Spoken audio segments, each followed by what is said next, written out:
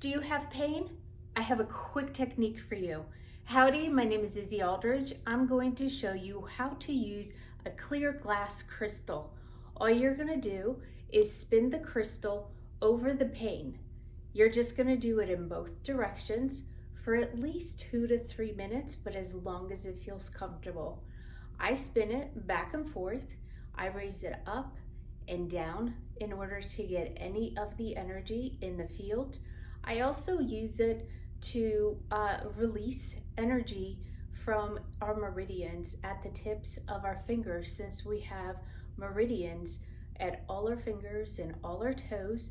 This is a great way to keep your energy moving. You can use a clear crystal, you can use one in different colors. It doesn't really matter, it's whatever works best for you. It's quick and easy and a great way to keep your moving your energies. I hope you found that helpful. Until next time, keep moving energies. Bye-bye.